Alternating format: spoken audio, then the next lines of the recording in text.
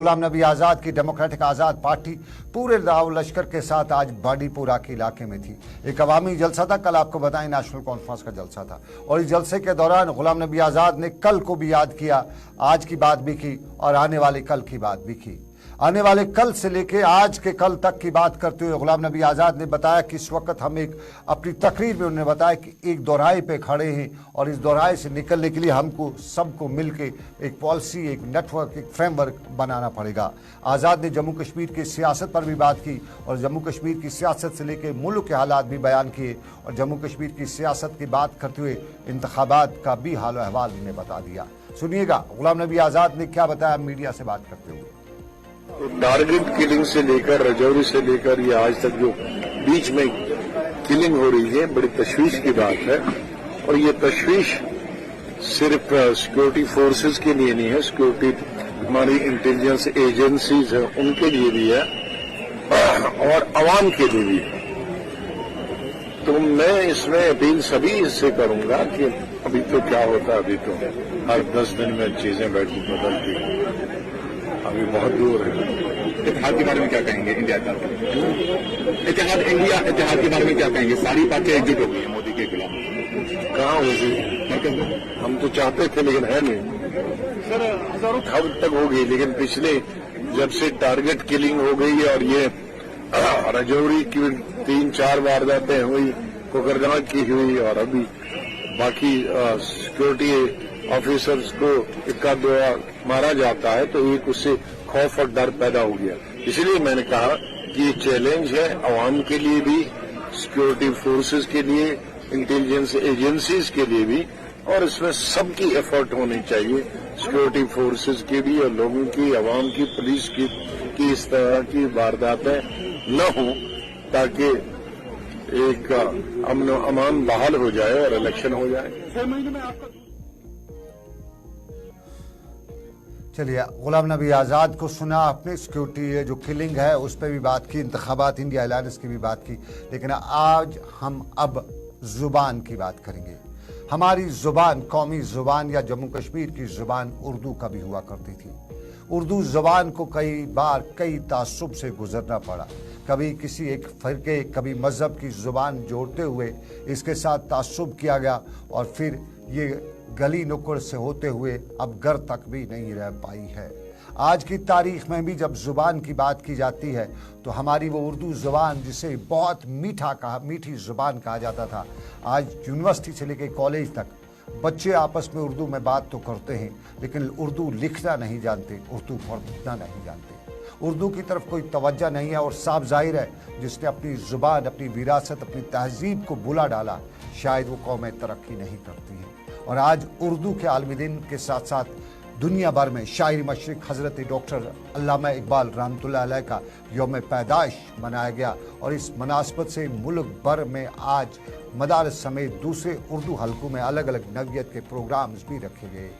आलमी यौम उर्दू की मुनासबत से श्रीनगर में भी अंजुमन उर्दू सहाफ़त जम्मू कश्मीर की जानिब से एक तकरीब का एहतमाम किया गया और इस तकरीब की सदारत बैनुल-अक़वामी अवार्ड याफ्ता सीनियर सहाफ़ी यूसुफ जमील ने की, जबकि ऐवान सदारत में जिन अहम शख्सियात ने मेहमान ज़ी वक़ार की हैसियत से शिरकत की उनमें शोबा सहाफ़त कश्मीर यूनिवर्सिटी के साबका सरबराह प्रोफेसर नासिर मिर्ज़ा, सीनियर सहाफ़ी रियाज़ मसूद, शोबा सहाफ़त के assistant professor Kashmir university doctor Rashid मकबूल और अंजुमन उर्दू सहाफ़त जम्मू कश्मीर के सदर रियाज़ मलिक काबिल ज़िक्र है।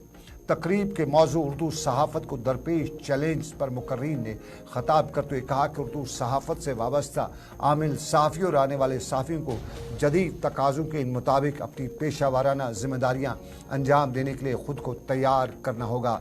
यहाँ ये भी बताया गया कि दुनिया भर में सहाफ़त के तकाज़े तेज़ रफ्तारी के साथ बदल रहे हैं। ऐसे में आमिल सहाफ़ी ख़ास तौर पर उर्दू सहाफ़त से वाबस्ता आमिल सहाफ़ियों को सलाहियत साजी के सांचे में ख़ुद को डालकर मुस्तक़बिल के चैलेंज से निपटने के लिए कोई हल तलाश करना होगा।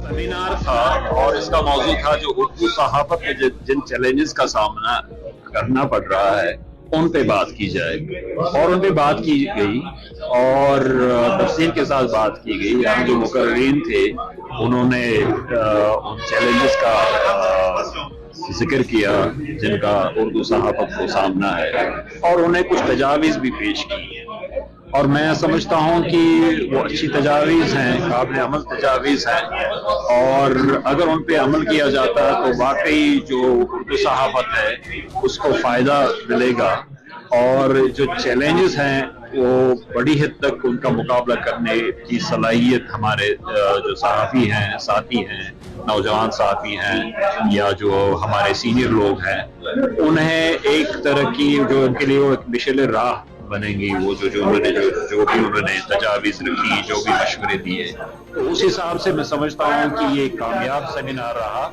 और इसके लिए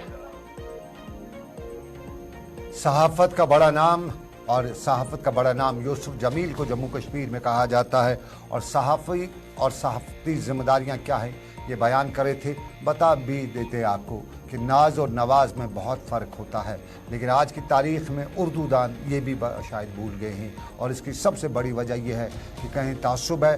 माजी में हमारे सरकारी दफातर ख़ास तौर पर पुलिस और रेवेन्यू डिपार्टमेंट में उर्दू ज़ुबान हुआ करती थी, सारी तहरीर उर्दू में हुआ करती थी, लेकिन अब हाल ये है कि सब कुछ अंग्रेज़ी में है। अंग्रेज़ी के कोई ख़िलाफ़ नहीं है, लेकिन मादरी ज़ुबान का एक अपना रोल है, मादरी ज़ुबान की एक अहमियत है, और उस मादरी ज़ुबान में कश्मीरी तो लगभग हम भूल चुके हैं। अब बेचारी उर्दू बची थी, उस उर्दू का भी सत्यानाश किया जा रहा है, और ख़ास तौर पे सोशल मीडिया के जो सहाफ़ती इक़दार हैं उनको मद्देनज़र रखते हुए अक्सर उर्दू के साथ खूब मजाक भी किया जाता है। लेकिन अब आपको दूसरे पहलू के लिए चलते हैं, और ये है सरमा का इजलास, और लोकसभा और राज्यसभा का इजलास 10 दिसंबर को बुलाया जा रहा है, और इस सिलसिले में पार्लियामेंट से बाज़ाब्ता तौर पर नोटिफिकेशन भी रखी गई है। सरमाई इजलास के दौरान मरकजी सरकार रिजर्वेशन बिल, इलेक्शन कमीशन की तैनाती और दूसरी अहम नौयतों के बिलों को ऐवान में पेश कर भी सकती है, ताकि इन बिलों को लोकसभा की म्याद पूरी होने से पहले मंजूर करके कानूनी शक्ल भी फराहम की जा सके। इस इजलास में बताया यह भी जाता है कि सरकार वोट ऑन अकाउंट की तरफ भी जा सकती है, और मुख्तसर इजलास में बिलों को पास कराने की तरफ तवज्जो भी दी जाएगी। 25 दिसंबर से पहले सरमाई इजलास क्रिसमस की छुट्टियों के बाद बर्खास्त भी किया जाएगा, और मरकजी सरकार फरवरी 2024 में लोकसभा और राज्यसभा का फिर से एक इजलास तलब कर सकती है, ताकि पार्लिमानी इंतखाबात से पहले वोट ऑन अकाउंट बिल को मंजूर किया जा सके।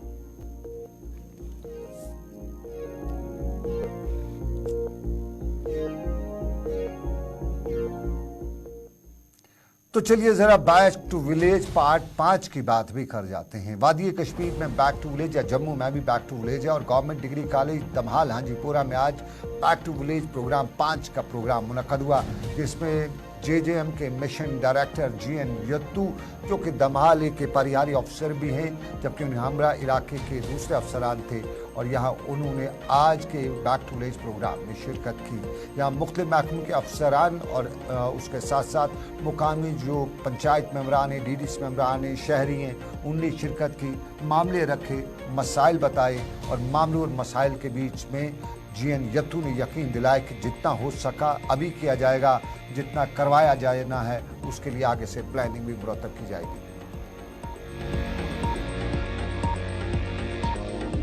बैक टू विलेज 5 जो है एक सीरीज प्रोग्राम है पब्लिक आउटरीच का, जो कि हमारे JNK गवर्नमेंट ने इनिशिएट किया हुआ है, और अपने आप में एक यूनिक इनिशिएटिव है। आज जब हमने यहाँ DH-पुरा ए हल्के में, पंचायत हल्के में जो बैक टू विलेज 4 इससे पहले सीरीज हुई है, उसका जो हमने लोगों के सामने रिकॉर्ड कर रखा, जो यहाँ के सरपंच साहब हैं, यहाँ के अफसर ने रखा, तो काफी सेटिस्फैक्टरी परफॉर्मेंस है। ऑलमोस्ट जो पहले पब्लिक डिमांड्स आई थी, 12 मेजर डिमांड्स आई थी, मैं मोटे तौर पर आपको बताऊंगा, जिसमें से ऑलमोस्ट 90% डिमांड जो है फुलफिल हो गई है। जो अभी 10% डिमांड है, वो चूंकि मेजर डिमांड्स है, उसके प्रोजेक्ट रिपोर्ट बन गए। बैक टू विलेज और बैक टू विलेज आज वादी कश्मीर से लेकर जम्मू खित्ते तक थे। जरा पुंछ की तस्वीर भी आप दिखाई देगा।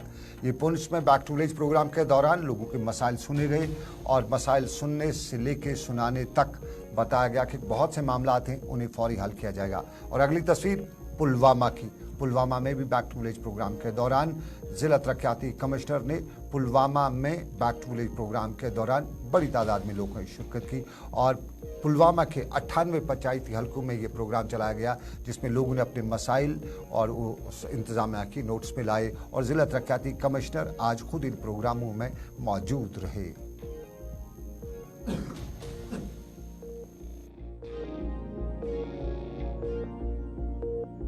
हमारे यहाँ पे जो B2B5 है आज उसकी शुरुआत हुई है, आज और कल, और 98 पंचायत हम आज और कल कवर करेंगे और 11-12 को हमारे 92 पंचायत हैं। आज मैं भी कई जगह गया, ये लगभग 6ठी-7वीं जगह है, और जिस तरह से फीडबैक है और ख़ास तौर से जो जिस तरह से पार्टिसिपेशन है बहुत अच्छा है। पब्लिक को ये जो पब्लिक सरकार के पब्लिक आउटरीच प्रोग्राम्स हैं इन पे एक भरोसा है, इसीलिए वो आते हैं।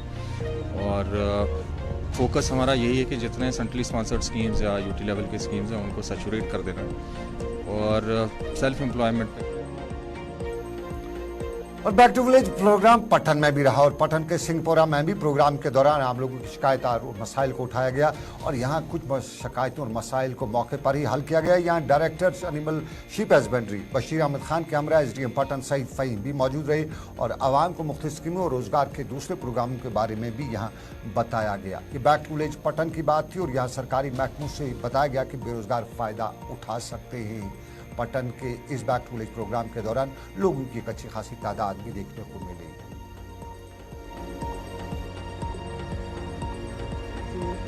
नई चीज़ें आई हैं, चाहे इलेक्ट्रॉनिकली आपका KYC करना है, चाहे आपकी एम्प्लॉयमेंट जनरेशन स्कीम्स हैं या चाहे सेल्फ एम्प्लॉयमेंट की स्कीम्स हैं, उनके बारे में लोगों को जानकारी है या नहीं है। डिस्ट्रिक्ट एडमिनिस्ट्रेशन या यहाँ पे SDM साहब हैं, ये तो ऑलरेडी इन चीज़ों के बारे में लोगों को यहाँ पे सेमिनार्स करते हैं और इनको अवेयर करते हैं। तो हमें ये फीडबैक यहाँ पे मिला कि लोगों को अवेयरनेस है।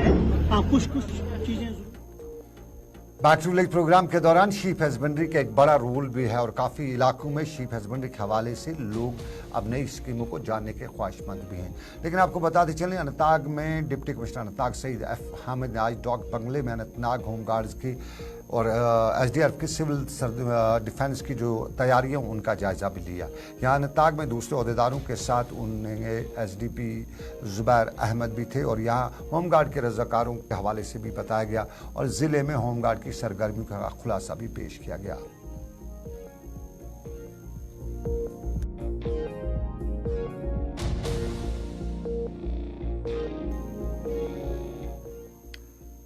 और नाजरीन, एक ज़बरदस्त इंकशाफ आज देखने को मिला है और माहिरीन ने ज़बरदस्त इंकशाफ करते हुए बताया कि जम्मू कश्मीर और ख़ासतौर पर वादी कश्मीर में ज़ेर ज़मीन पानी में कमी महसूस की जा रही है और अगर ये सिलसिला इसी तरह से जारी रहा तो वादी कश्मीर में आने वाले बरसों के दौरान पानी की शदीद किल्लत हो सकती है।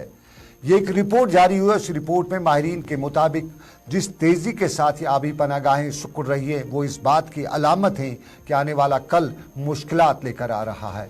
माहिरीन ने बताया कि जिन आबी पनागाहों के बाइस वादी कश्मीर की खूबसूरती रहती है और लोगों के खेत खलियान सैराब होते हैं और ग्लेशियरों के पिघलने के वाक़ात को अगर रोका नहीं गया तो वादी कश्मीर में ग्लोबल वार्मिंग पूरी तरह से अपने असरात दिखा सकती है। और माहिरीन ने इस बात पर तशवीश का इज़हार किया है कि हमारी जो आबी पनागाहें सुकड़ रही हैं, सरकार और हसास लोग भी खामोश बैठे हुए हैं और इससे निपटने के लिए ना तो जानकारी फराहम की जाती है और न इकदाम उठाने की ज़रूरत महसूस की जाती है। ये माहिरीन का कहना है और माहिरीन कहते हैं कि पानी बचाना है और इस पानी के हवाले से हमारे ग्लेशियर्स वगैरह को भी बचाने के लिए इकदाम उठाने हैं।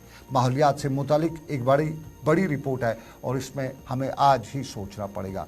लेकिन बोनियार के डिग्री कॉलेज यानी बोनियार के गवर्नमेंट डिग्री कॉलेज के तुलबा इलाके या बोनियार के लिए एक अहम किरदार अदा करें। जैसा कि बताया जाता है कि कॉलेज बोनियार में वाक़ा है, जिसका मतलब है कि दूर दराज के इलाकों के तुलबा को यहाँ कॉलेज में दाखिला मिलता है। माजी में उड़ी आसपास के इलाकों के बच्चों को बारामूला जाना पड़ता था और दूर के इलाके में सफ़र करने की वजह से या ख़वातीन को घरों से इजाज़त न मिलने की वजह से बहुत सी बच्चों की तालीम रह पाती थी। और लोग आजकल सरकार का शुक्रिया अदा करते हुए बता रहे हैं कि बोनियार में भी कॉलेज है और इस कॉलेज में भी बच्चों को पढ़ाया जाता है। जो अगर दूसरी बात है कि सभी कोर्सेज नहीं हैं, लेकिन फिर भी जो भी कोर्सेज हैं बच्चों में तालीम हासिल करके कम अज़ कम ज़िंदगी की वो खुशी हासिल कर सकते हैं जिसके वो हकदार भी हैं। से भी मेरा इलाके से जहाँ पे कॉलेज है, सर बहुत ज़्यादा प्रॉब्लम्स होती थी क्योंकि कुछ बच्चे पुअर फैमिली से बिलोंग करते हैं, उनकी वजह से उनको स्टडी जो है स्टॉप करनी पड़ती थी क्योंकि यहाँ पे हमें कॉलेज अवेलेबल नहीं था। यहाँ से उड़ी यहाँ से बारामूला जाना पड़ता था, तो जिसकी वजह से फिर बच्चे जो है अपनी स्टडीज़ को स्टॉप करते थे। अब जबकि हमने देखा है कि गवर्नमेंट डिग्री कॉलेज बोनियार ये यहाँ आया तो इससे हमें बहुत से फ़ायदे मिले। लाइक कुछ एरियाज़ के बच्चे हैं उनने यहाँ एडमिशन लिया जिनको फ़ियर की कोई प्रॉब्लम नहीं है, किराए का कोई डर नहीं है, और वो इजीली अपनी स्टडीज़ जो हैं वो आगे बढ़ा पा रहे हैं। ये कॉलेज सिर्फ 3 साल पुराना है। 2019 में इसका ऑर्डर निकला था और 2020 से इस कॉलेज ने यहाँ से फंक्शन स्टार्ट किया काम करना स्टार्ट किया। और जैसा आप देख ही रहे हैं सिंस लास्ट 3 इयर्स तो काफ़ी तरक्की हुई है, कॉलेज भी काफ़ी डेवलप हो रहा है इंफ्रास्ट्रक्चर के लिहाज से। मतलब हमारी मेन बिल्डिंग भी लगभग बारामूला के या बोनियार के लोग शुक्रिया कर रहे हैं इंतजाम के, और ख़ास तौर पे ज़िला तरक्याती कमिश्नर डॉक्टर सैरिश असगर का शुक्रिया अदा करते हुए मुकामी लोग बता रहे हैं कि उनकी कोशिशों से उनके इलाके में डिग्री कॉलेज हुआ है, ये उसके लिए शुक्रिया अदा कर रहे हैं। लेकिन आपको नाज़रीन बताएं, कुछ हमें अफसोस भी होता है। हम अगली तस्वीर आपको गट्टीपुरा शोपियां के जावेद अहमद कुमार की दिखाएंगे।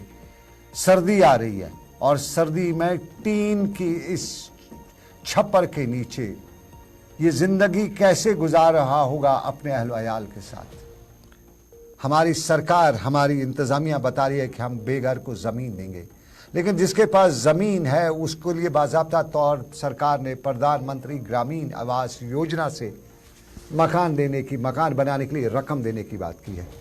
लेकिन किस तरह से गरीब की रकम को मारा जाता है, ये शोपियां की बात है। और इस शख्स जिसका नाम जावेद अहमद कुमार बताया गया, जो टीन के शेड में इस कड़ाके की ठंड में रहता है, उसका ये भी कहना है कि उसने जैसे ही देही तरक्की महकमे के मुतलका हुकाम तक अपनी दरख्वास्त दी कि सरकार की तरफ से मदद फराम की जाए, सरकार देती है, कोई एहसान नहीं करिए, सरकार की मरकजी सरकार की स्कीम है, तो उस पर करप्शन को देने की बात की गई। तो इल्ज़ाम कितना संगीन है। घर का झोंपड़े में रहने वाले आदमी से भी करप्शन ले की बात की गई। लिया तो नहीं गया क्योंकि इसके पास, गरीब के पास था ही नहीं करप्शन के लिए कुछ देने को, तो कैसे वो देता, ये उसका इल्ज़ाम है। और इस मामले में हम चाहते हैं कि सरकार तहकीकात करे। हम ये नहीं कहते हैं कि करप्शन हुआ है, लेकिन ये तस्वीरें देखने के बाद शायद सख्त दिल वाले को भी रोना आ जाएगा। कैसे ये बच्चों समेत इस घर में रहता होगा। ये हम लोग जो बड़े घरों में रहते हैं, जो बड़े एयर कंडीशन कुछ लोग घरों में हैं, कुछ के पास हमाम लगे हुए हैं, वो शायद ना समझ सकें। ये वो गरीब समझ सकता है जो इस ठंड में रात भर जागता रहता होगा।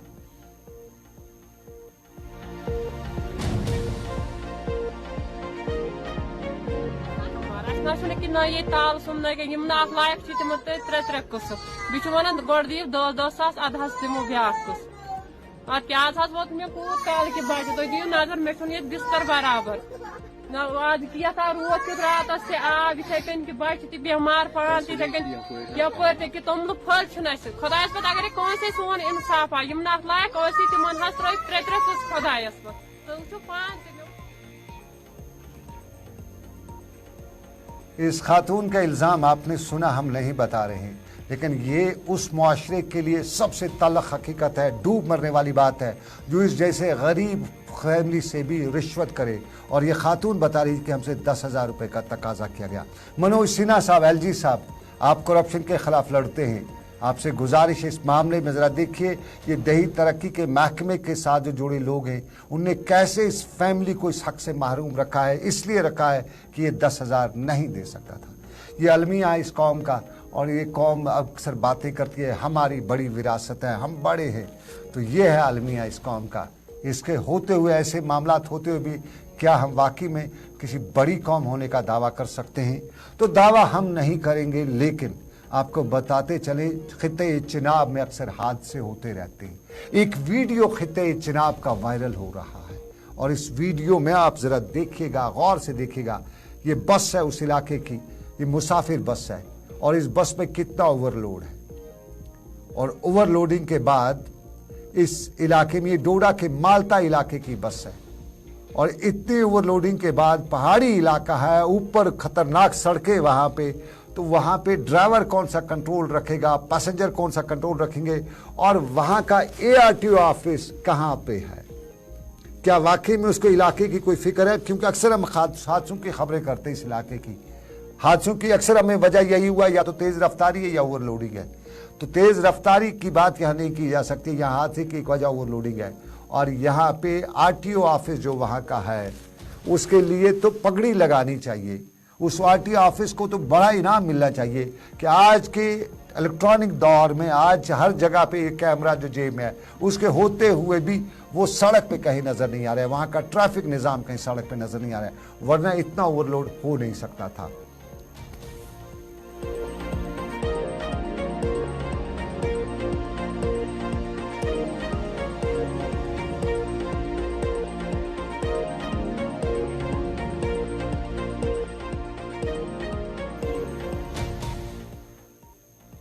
रात के 10:22 के आसपास हो चले हैं। रात के 10:22 पे वक्त हो चला है मुझे आपसे इजाज़त लेने का। इस उम्मीद के साथ आपसे लेंगे इजाज़त कि रब्बे कायनात की मर्जी आपसे फिर करेंगे मुलाकात। आप रखिए अपना ख्याल। अल्लाह आपका मेरा सबका निगहबान हो। अल्लाह हाफिज़।